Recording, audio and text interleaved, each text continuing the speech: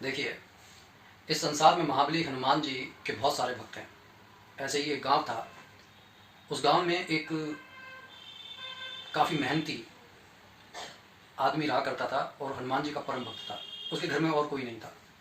दुर्भाग्यवश प्रकृति ने सभी छीन लिए थे।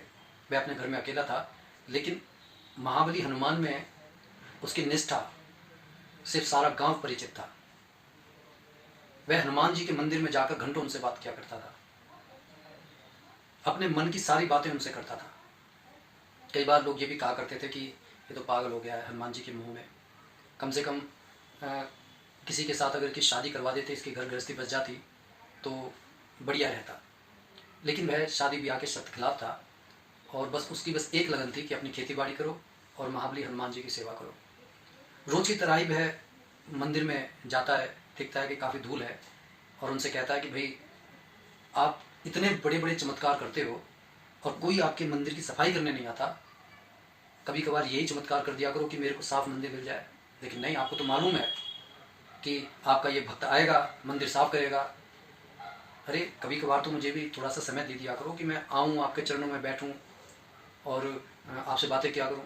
खैर, जैसे एक पुत्र अपने पिता से शिकायतें करता है भर भर कर, वैसे ही उसका ये रोज का नित्य रूटीन था। फिर वह वहाँ पर आराम से बैठता है, पूजा करने लगता है। अचानक उसे ऐसा लगता है कि उसके हृदय से एक आवाज़ आ रही है कि भाई, मैं इस मंदिर के पीछे आम के पेड़ में बंधा हुआ हूँ, मुझे आज़ाद करवाओ। इस बात से उसकी अचानक से तंद्रा भंग होती है। वो कहता है कि ये मेरे मन का वहम ही तो होगा, जो दुनिया को संकटों से बचाते हैं भला उन्हें कौन बांध सकता है। ये विचार कर वो बाहर आ जाता है। एक ग्रामीण दोस्त उसका मिलता है, उसे ये बात बताता है और साथ ही ये कह देता है भाई, उन्हें कोई संकटों में क्या फंसा सकता है जो पूरी दुनिया को संकटों से बचाते हैं।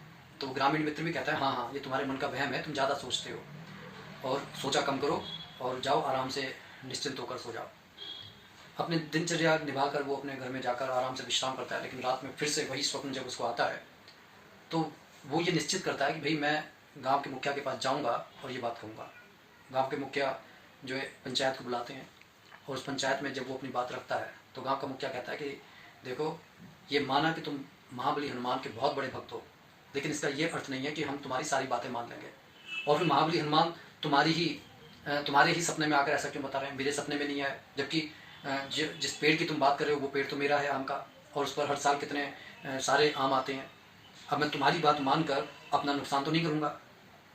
अब वो कहते हैं कि अब ये सभा बर्खास्त की जाती है, तुमने हमारा बहुत सारा समय नष्ट करवा दिया है और वो पेड़ नहीं काटा जाएगा। अब इस बात से वो जो हनुमान भक्त बच्चा है, वो जो आदमी है, काफ़ी परेशान होता है। और उसका जो ग्रामीण मित्र है वो भी कहता है कि भाई देखो, मुखिया से उलझने की कोई ज़रूरत नहीं है, ये तुम्हारे मन का वहम है। समझने की कोशिश करो, महाबली हनुमान जिन्होंने भगवान राम की मदद करी, वो उन्हें तुम्हारी जैसे साधारण आदमी की क्या ज़रूरत पड़ेगी।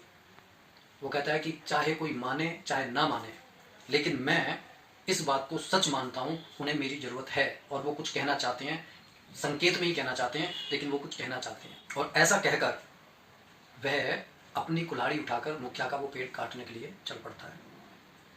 जब वो पेड़ काट रहा था तो साथ में कह रहा था, हनुमान जी, अब बिल्कुल परेशान मत होना, मैं आ गया हूँ। दुनिया माने ना माने या दुनिया इधर से उधर हो जाए, लेकिन मैं आपको इससे आज़ाद करवा कर रहूँगा। क्योंकि एक भक्त में जो आस्था होती है वो दुनिया में और किसी के हृदय में नहीं हो सकती। एक माँ ही अपने बच्चे की व्यथा को बिना कहे पहचान देती है। एक आदमी देखता है कि भैया वो हनुमान भक्त पेड़ को काट रहा है, तो वो जाकर मुखिया से शिकायत करता है। पूरा गांव इकट्ठा होकर आ जाता है और उसको डपटने लगता है कि ये तुम क्या कर रहे हो, तुमने पेड़ काट दिया, हमने मना करा था। मुखिया बहुत नाराज होकर कहता है कि अब तुम्हें इसका मुआवजा देना पड़ेगा। लेकिन उसी क्षण गांव के लोगों की नज़र पेड़ के अंदर एक हनुमान की प्रतिमा पर पड़ती है और जब वो हनुमान की प्रतिमा पर उनकी नज़र पड़ती है तो सारा गांव उस हनुमान भक्त से माफ़ी मांगता है। कहता है कि भाई, हमारे से बहुत बड़ी गलती हुई जो हमने तुम्हारी बात को नहीं माना, और हनुमान जी स्वयं कह रहे थे कि भाई मुझे आज़ाद कर दो, और हमारी वजह से उन्हें इतनी दिक्कत का सामना करना पड़ा, वरना ये काम तो कब का हो गया होता। वह सभी हनुमान जी की पुनर्स्थापना करवाते हैं और गांव में काफ़ी हंसी खुशी का माहौल बन जाता है। कहने का ये अर्थ है कि हमारे हृदय में उठती हुई हर बात झूठी नहीं होती। भगवान अगर हमारे हृदय में, अगर हमारा हृदय शुद्ध और पवित्र है और वो कुछ करवाना चाहता है, देखिए इस संसार में लाभ, हानि, यश, अपयश, सुख दुख सब भगवान के हाथों में है। और वो जो हमारे से कुछ करवाना चाहता है, हमें कुछ श्रेष्ठता प्रदान करवाना चाहता है, तो इस तरीके की लीलाएं वो करता रहता है। इसलिए कभी अपने मन में इस बात का संशय मत करना कि लोग हमें पागल समझेंगे। बस आपको अगर समझदार बनना है या खुश करना है तो उस परमपिता परमात्मा को करना है। तो फिर देखिएगा ये संसार भी आपके सामने सर झुकाएगा। बोलिए जय जय श्री सीताराम।